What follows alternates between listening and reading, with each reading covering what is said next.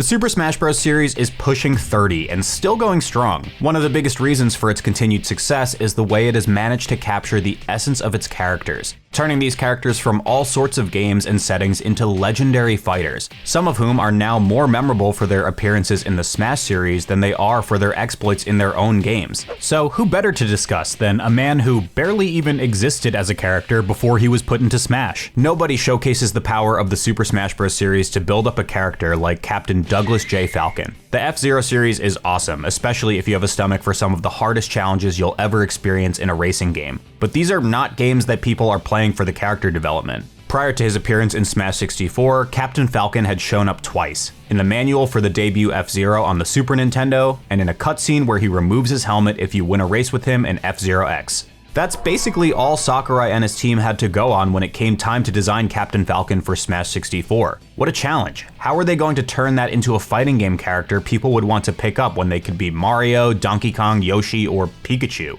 Somehow though, they injected so much personality into this design through his electrifying moveset, and of course we can't forget the incredible voice acting of Ryo Horikawa, the voice of Vegeta himself, that Captain Falcon has become one of the most beloved icons of Smash. Oh wow, he did.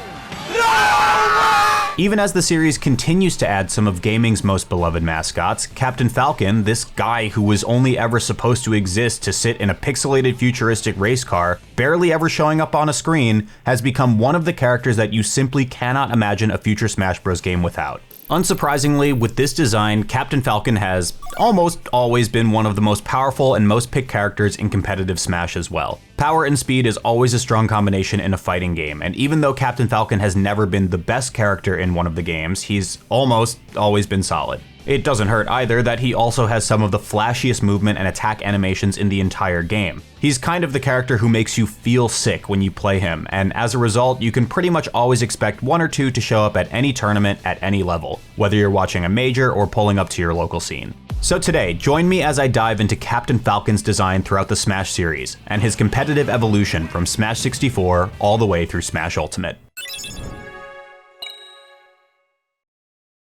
Thank you to Rocket Money, who is paid to be mentioned in today's video.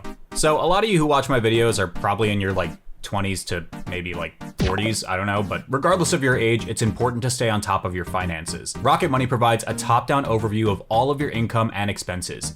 You get a full view of everything going on, all of your spending, and how it might have gone up, hopefully, or down month over month. The real advantage of Rocket Money, in my opinion though, is that they track and manage all of your subscriptions. By connecting my checking or savings account, Rocket Money can see where I'm making recurring payments for a subscription, offer me to cancel, or even utilize their experts to negotiate bills with certain providers without me having to lift a finger. I actually have a real life example of this too. I put my dad on Rocket Money even before I got this partnership, and the negotiation feature saved him a good chunk of cash on some of his recurring bills, so nice. Anyway, if you're interested in getting a bit more control over your finances, you can get a free premium trial when you sign up with my link at rocketmoney.com/turndownforWalt, or you can scan the QR code right up here. Thanks again to Rocket Money for supporting the channel, and I hope you enjoyed today's video.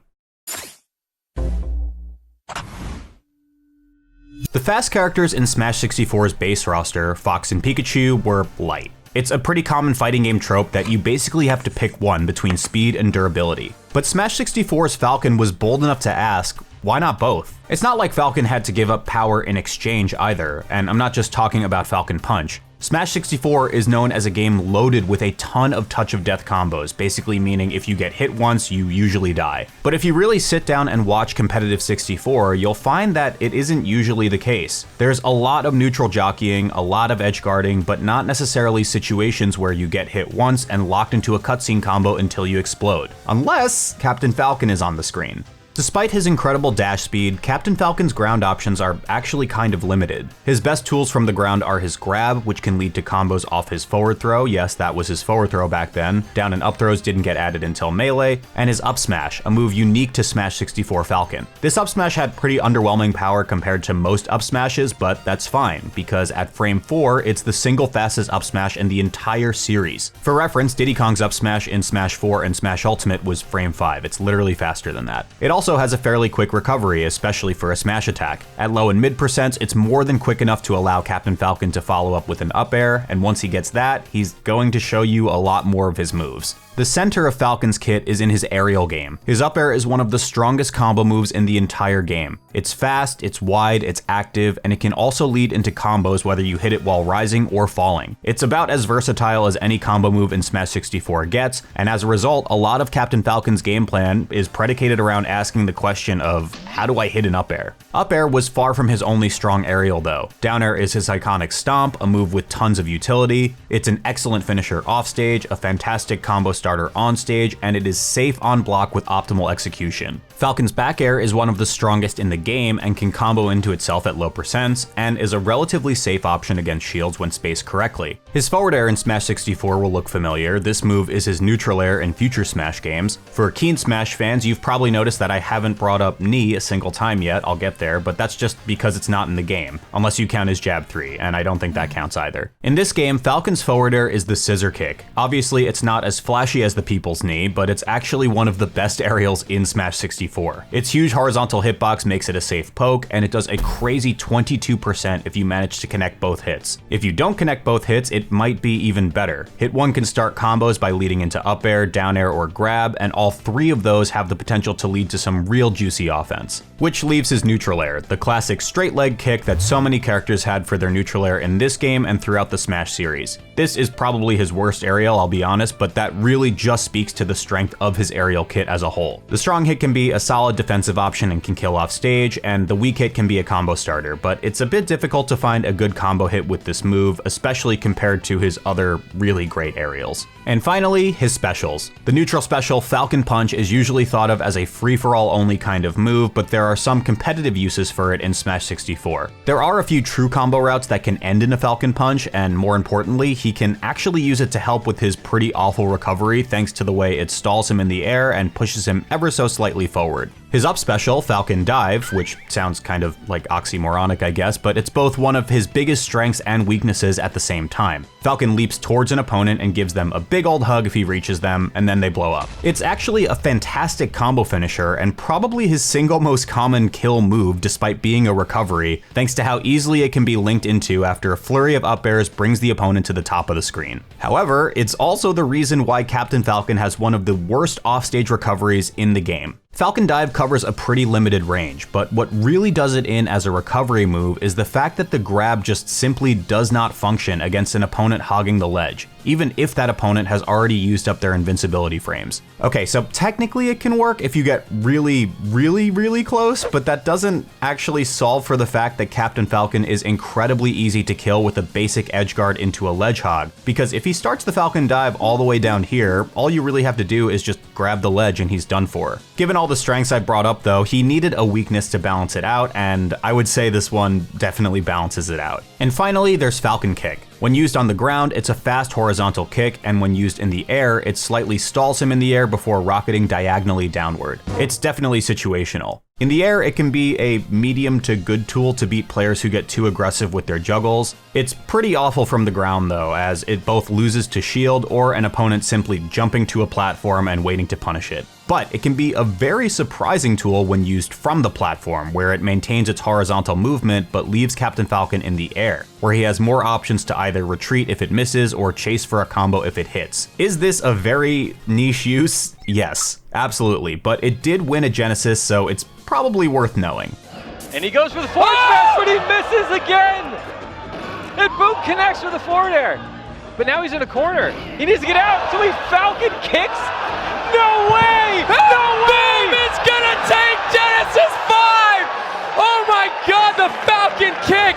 Captain Falcon has always been considered a strong character, landing in the 3rd to 5th range on all 4 official Smash 64 tier lists the community has produced. Super Smash Con, now called Supernova, has been one of the biggest tournaments of the year for Smash 64 ever since its inception in 2015. In the 9 times the tournament has run since, there has been at least one Captain Falcon player in the top 8 bracket. even if it's often been a secondary or even tertiary Falcon. And as you just saw when I was talking about Falcon Kick, he produced quite possibly one of the most memorable major tournament winning moments in the modern era. Falcon's been at 3rd place on the last 2 tier lists, but there's not much of a chance of him moving up any farther. The 2 characters above him are also his greatest predators, Pikachu and Kirby. Falcon beats or goes even with every other character in the game, but these 2 just have such an easy time of edgeguarding him, and he simply cannot do the same in the other direction. Now obviously, as players like Super Boomfan and others have proven, Falcon can do it, even at the very top level, but the ease with which these 2 characters can both keep him out and delete his stocks when they do hit him is his biggest competitive obstacle yet. Smash 64's Captain Falcon was missing some of the tools that really made him one of the most memorable characters in fighting games, but this was a pretty strong debut for the man from F-Zero. It established his identity as a fast and strong scrapper, but one who could easily be exploited off stage, and he's been a successful and ever-present part of this game's competitive metagame, even if he didn't quite have the tools to reach its peak. Alright, look, I know this is what you've been waiting for, so here it is in all of its glory. Captain Falcon's knee smash, yes, that's its official name, is so iconic and so key to the character's identity that it's hard to imagine that the character ever existed without it. In Melee, Falcon's aerial kit was redesigned. Instead of the standard issue extended kick neutral air that most characters had, Falcon's old scissor kick forward air was weakened a bit and turned into his neutral air, and his forward air became the knee of justice. Falcon was already one of the most explosive aerial characters in Smash 64, but his Melee redesign turned it up to 11. He isn't just the fastest dasher in Melee, he also has one of the fastest lateral air speeds. The knee's strength wouldn't matter so much if he couldn't combo into it after so many different hits, but with that airspeed, he can chase down pretty much any hit and follow it up with a knee to finish. Stomp knee is the classic, of course, but there's also up air into knee, neutral air into knee, sour spot knee into knee, sweet spot knee into knee, down throw into knee, raptor boost into knee, the list goes on, I think you get it. Some of our greatest Melee scientists, shoutouts to Squid the Cat and his 100 Ways to Stomp Knee series, which has gone well beyond 100 ways at this point, have even figured out ways to jab into knee.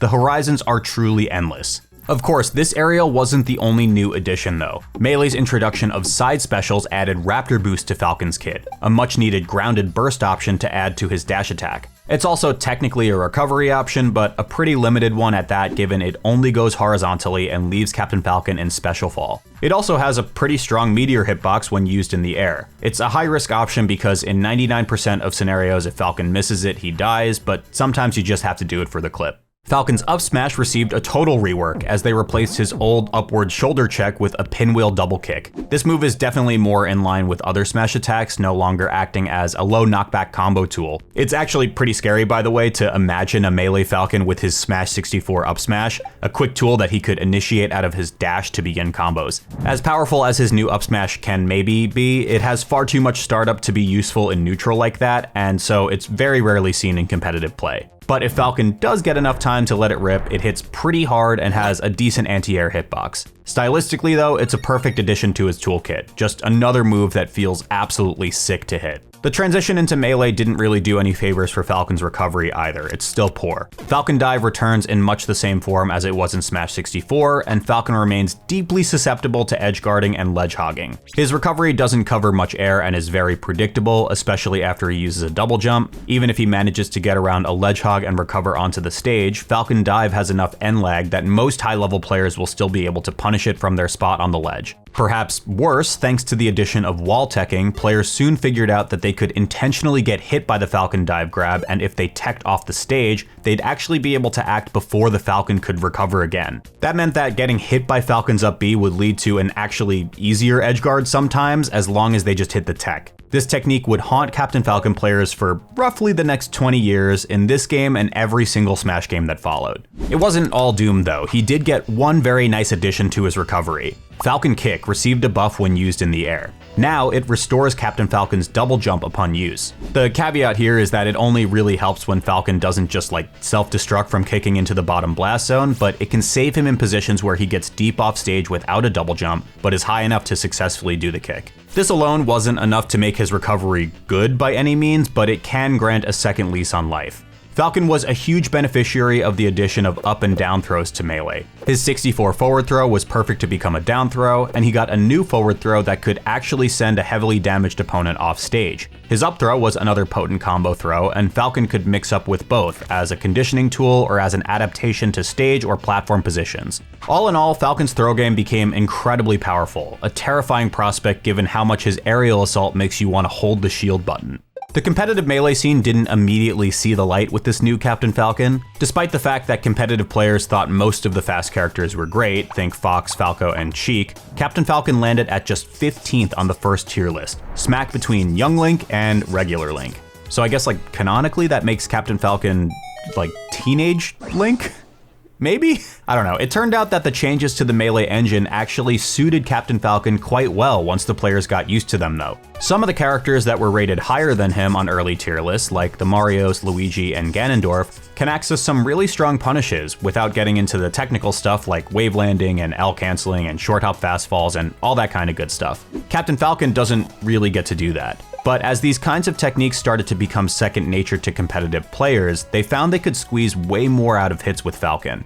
With these techniques becoming more and more commonplace, it didn't take all too long for Falcon to rise on the tier list. As people got better at controlling his insane movement, it quickly became clear that he had one of the most devastating punish games in Melee. By the release of the 5th tier list in fall 2003, Falcon had started to show up deep in brackets at major tournaments, and he leapfrogged up to the 7th best character in the game as a result. And that's more or less where he's stayed since then. He's clearly not quite on the level of the Foxes or Jigglypuffs or Marths of this game, but his explosive punish game means he can beat just about anyone, and his strengths overwhelm his weaknesses against lower tier opponents. Despite the clear power in his kit, Falcon still does have the same big issue in neutral that he had in Smash 64. Other than grab, his best openers were all aerials. His dash attack is pretty terrible, and his tilts pale in comparison to even his worst aerial. What this means is opponents are able to commit their focus to his aerial approaches. Characters with the ability to low profile like Jigglypuff can particularly exploit this, crouching under landing aerials and even Falcon's grab in some cases.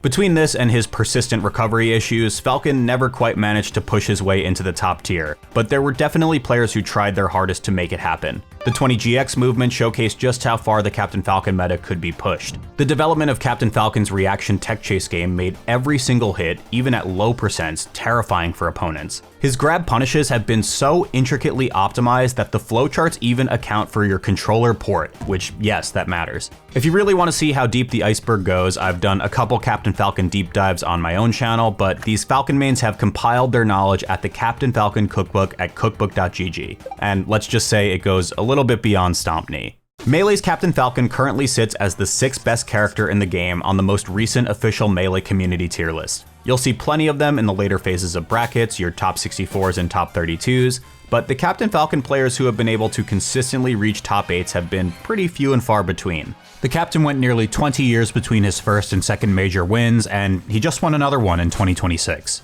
But despite the lack of major trophies, he remains Melee's avatar of power and speed and a perennial crowd favorite. I think a character like this will always have a player base dedicated to improving him too. With so much potential in his kit, Falcon is begging players to push him to the limits. Nothing about Captain Falcon at his core really changed in Brawl. He's still fast, he's still heavy and powerful, and he still has a barrage of fast and strong aerials to throw at you. Captain Falcon was still Captain Falcon after all, but in the progression from Melee to Brawl, Smash had kind of left him behind. Moveset-wise, this was pretty much the same old Douglas. His jab received both a useful and funny buff where if you just hold the A button down, Falcon will stand there and continuously jab until somebody runs into it. Falcon Punch can now be turned around for even more damage and power, which isn't terribly useful but is definitely fun. Raptor Boost now does a little hop if the aerial version connects, which gives it a little more use off stage. In exchange, they took his ability to refresh his double jump by using Falcon Kick, making his already rough recovery as bad as it was in 64. But surprisingly, none of that was why Captain Falcon was placed dead last on Brawl's first official tier list. Brawl's mechanics were like a 2-ton weight tied to Falcon's ankles. In both of the previous games, Falcon needed only one hit to get the party started. For Falcon players, Brawl's hit stun canceling mechanic was the ultimate party foul. Falcon's combo game works so effectively in the prior 2 games, both because he's so fast and because his moves are strong enough to leave his opponents in long amounts of hit stun, the state where you're unable to act while getting knocked back from an attack. In Brawl, characters were able to get out of hit stun earlier by performing certain actions. No matter how much hit stun an attack was supposed to do, performing an aerial attack will cancel it after 26 frames. Performing an air dodge cancels hit stun after just 13 frames. So for much of the returning melee cast in Brawl, this was a death knell for their combo games, and arguably nobody got hit harder than Captain Falcon. Those up air chains that defined him in the prior games, a simple air dodge put a quick stop to that nonsense. This was also a huge nerf to Knee, which relied on high knockback, high hit stun combo starters. As if that wasn't enough, Knee was even harder to hit in Brawl with a much smaller sweet spot. Like, what were they cooking here? That makes no sense. You take away Captain Falcon's combo game and what do you have left? Not much other than an easy target for chain grabs and edge guards. It just never came together for Captain Falcon competitively in Brawl, and the result is that most of the most memorable Captain Falcons from this game's competitive scenes were the secondaries of established top players who used actual top tiers in tournament when they weren't messing around. Fun fact, I actually edited a Brawl Falcon combo video for a friend with the tag Figgy back in 2019, and knowing what I know now, watching this makes all of these clips even more impressive. Good stuff, man. Thankfully, a brighter future was ahead, but there was also another option if you wanted to play Captain Falcon on a Nintendo Wii. Alright, ready to get your mind blown? Project M stands for Project Melee. In few characters do you see that more than Captain Falcon. For the most part, Project M takes the disaster that was Brawl Falcon and says, nah, we don't really need that anymore. A few of Falcon's Brawl buffs were brought over, like Raptor Boost being able to grab the ledge. The reversible Falcon Punch was brought over and made even more ridiculous, as you can do it 4 times and add an extra point of percent to the move each time you do it. This isn't like something you should expect to see in competitive PM, but it is very funny. Melee Falcon actually quite enjoys having the expanded cast of PM to play against too. Many of Brawl's additions are floatier characters, and Falcon gets to enforce his combo game heavily against them. The meta also definitely works in his favor. Jigglypuff was a particular demon in Melee, and the fact that she tumbled all the way to the bottom of the tier list here really opened the door for Falcon to thrive. The comparison between Puff and Falcon in PM is pretty interesting. Both were basically just reverted to their melee forms, but Falcon has been consistently strong and Puff has been consistently not. There are a ton of floaty killers in PM's cast, and a lot of them are really good. This is obviously a problem for Jigglypuff, and this is a Falcon video, so I'll leave it at that. PM Falcon in particular has a devastating combo game against floatier characters. A more open stage list also means Falcon isn't just so consistently playing games on stages he'd rather avoid, like Fountain of Dreams and Melee for instance. Falcon peaked at 9th on the final Project M tier list, and he's arguably the best he's ever been in Project Plus, taking advantage of nerfs to characters like Mewtwo and Ice Climbers to climb all the way to 4th. Now, don't get me wrong, that's still one spot shy of where N64 Falcon landed, but I think it's fair to say that 4th out of 42 characters is pretty good compared to 3rd out of 12. Smash 4 Falcon is a very, and I mean very different beast from Melee Falcon, but in many ways Smash 4 was a return to form for the captain. I mean, it really couldn't be worse than what Brawl did to him, so, you know, there's that.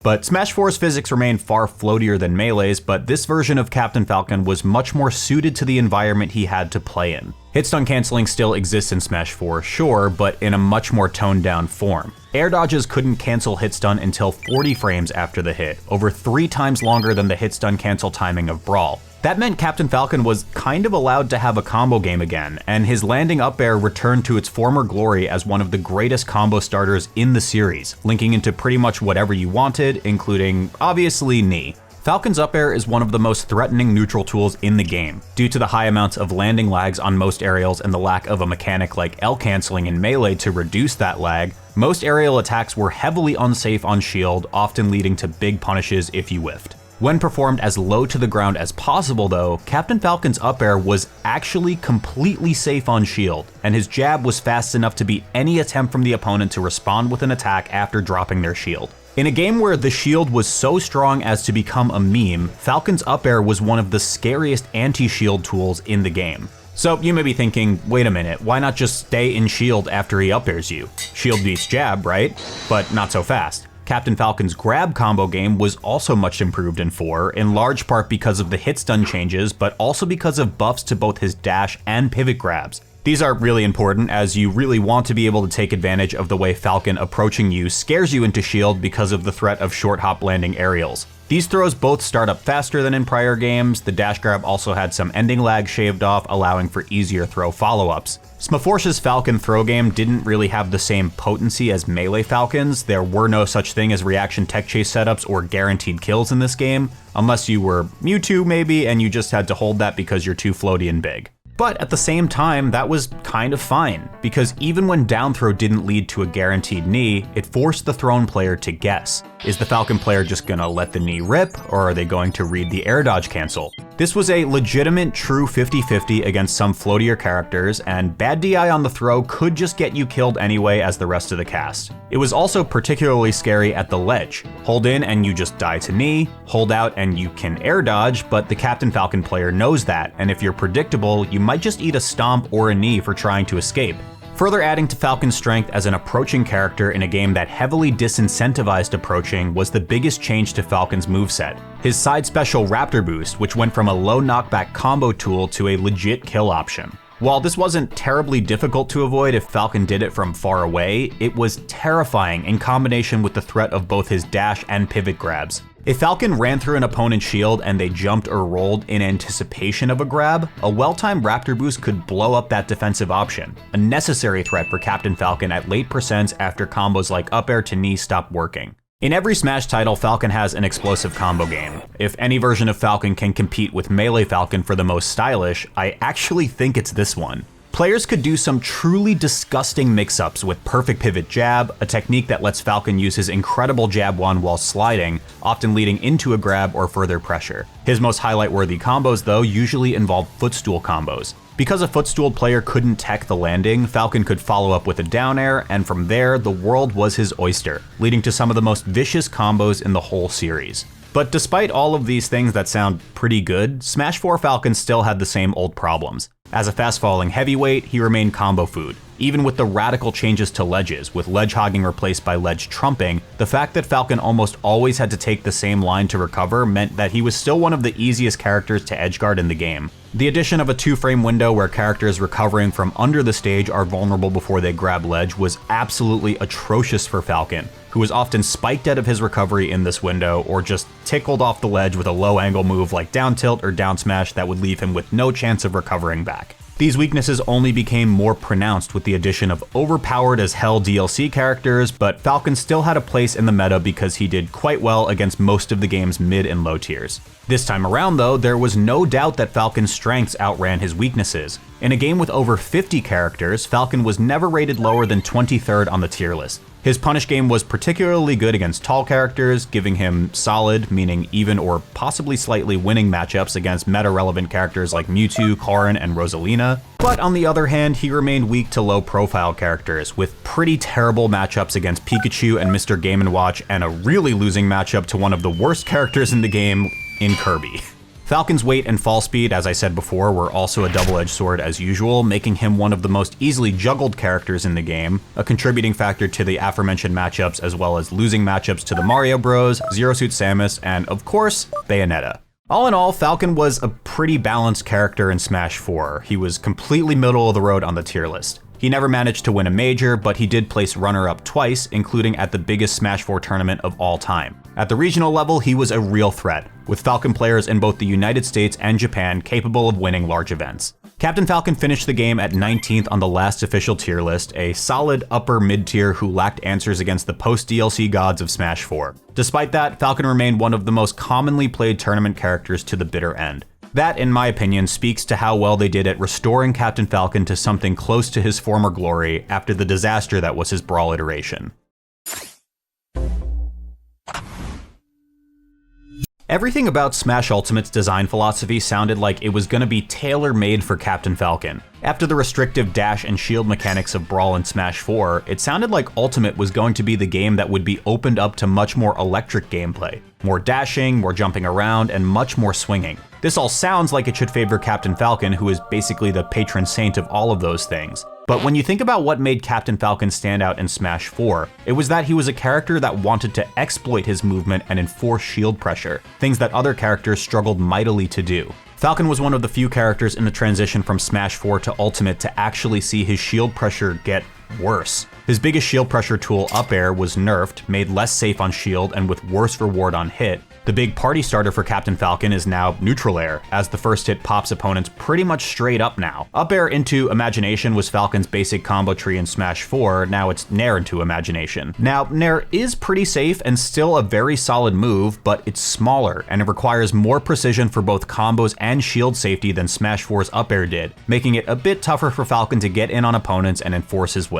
More importantly though, Falcon's dash grab got a substantial nerf. The throws themselves are still pretty solid, although not quite as threatening as they were in Smash 4 due to changes to the air dodge system. But the grab itself is much less threatening. Grabs in general are smaller than they were in Smash 4, but for Falcon specifically, the issue is that he doesn't get that really satisfying slide he used to get on his dash grab in Smash 4, which severely nerfs its range. Falcon also really loved running through the opponent's shield, and the change to shields where they now stop the opponent from crossing up was definitely a nerf as well. The loss of dash through shield into pivot grab really hurt his mix-up game too, and his ability to use his speed to get openings. But back to that slide though. It sounds like a really small, minuscule thing, but it really, I promise you, it is not. This is the result of Falcon's traction increasing between Smash 4 and Smash Ultimate. So if you've ever felt like this version of Falcon is like sticky, it's not just Ultimate's mechanics and the infamous way you can never get off platforms in this game. It's the traction stat.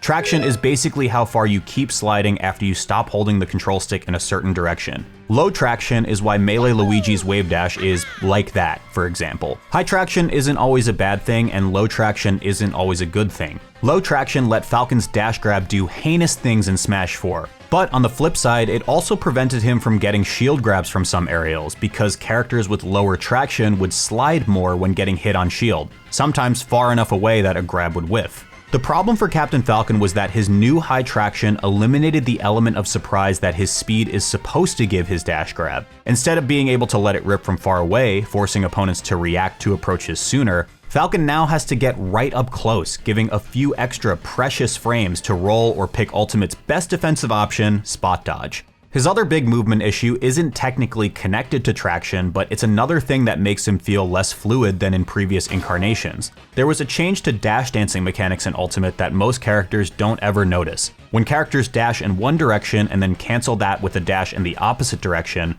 Ultimate introduced a turnaround animation. For most characters, this is purely visual, but when Captain Falcon turns around, his model slides slightly backwards. The point of a dash dance is usually to bait somebody into swinging at the spot you're about to leave, but this unfortunate mechanic means that Captain Falcon's heel is often left lingering to get hit by the attacks he was trying to bait in the first place. Whew, okay, wow, that was really pessimistic. You'd think that this was a low tier or something from all of that, and we would be talking about a low tier if Ultimate was never patched. In version 1.0, Falcon's knee sweet spot was extremely hard to hit, and his other kill moves were all lacking in some way. Up smash in particular was completely dysfunctional despite having insane power, and trying to link the hits together was basically spinning a slot machine. Up B out of shield was one of the most reliable kill options the character had, which is not how Captain Falcon is supposed to work. He's supposed to kill you early, not wait for a command grab at well over 100%.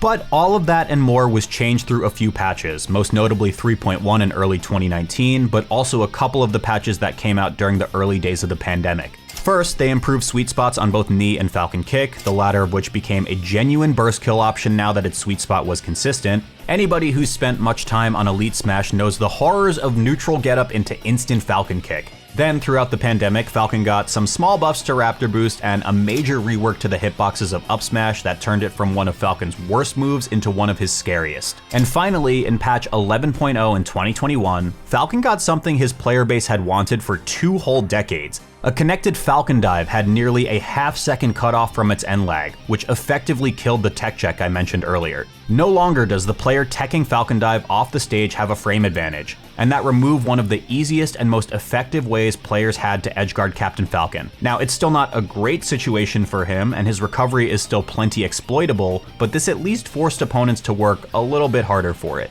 And I should mention, anything that lets Captain Falcon live for longer is a really big deal, because he still does have the explosiveness he's known for. The first hit of his neutral air is one of the scariest combo starters in the whole game. His throws don't have quite as juicy of follow-ups as they used to in either Melee or Smash 4, but some Falcon players have figured out how to take advantage of the attack canceling mechanic to get a tiny bit of extra range on his back air, which is just enough to open up some strong combo routes. Falcon also benefits heavily from the instant double jump technique. By double jumping as soon as possible after leaving the ground, characters can reach heights that just aren't possible by simply short hopping or full hopping. Falcon has an incredible double jump, so he can use this technique to hit some combo routes that would otherwise be impossible. Surprising absolutely nobody, most of them end with knee.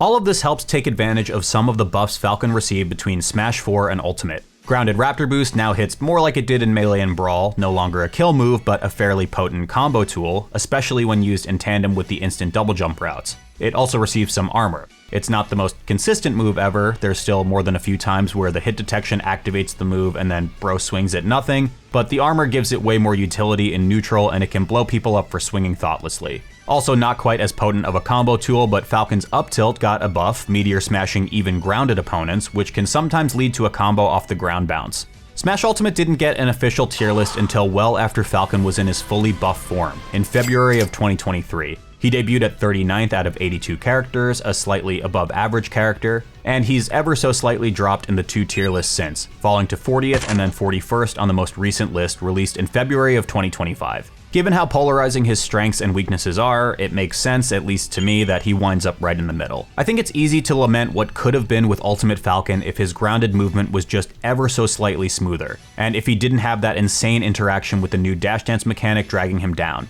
But he still has that explosive combo threat that he's been known and loved for ever since 64. Despite the community perception of him, Falcon has remained a constant presence at tournaments, even in the game's late stage meta. A few players have even managed to pilot him to top 8 at Super Majors, the largest and most stacked tournaments in the world. But make no mistakes, those buffs have helped Falcon establish a legitimate place in Ultimate's late meta.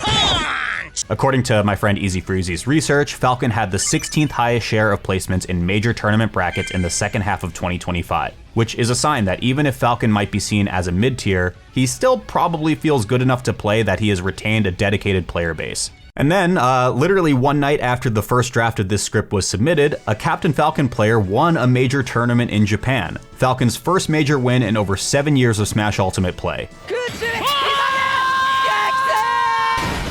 And that's just a good reminder that Ultimate's meta is still alive and evolving, and none of this stuff is set in stone.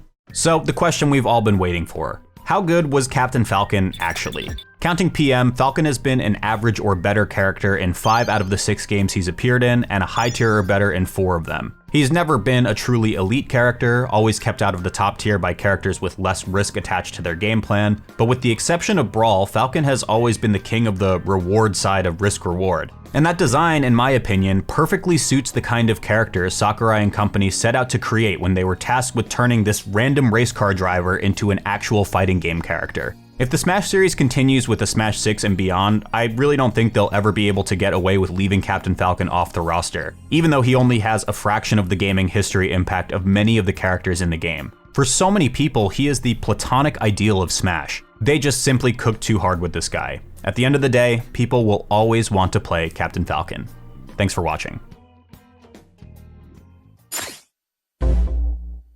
Big thank you to Avishua Stein, Bobby Wasabi, Brent Mukai, Carter Roberts, Dark Genix, Eric is Cool, Gustavo Cantu Fernandez, James Fabman, Justin Duncan Mills, Kyle Carlin, Marshall Bradley, and Sam Wright.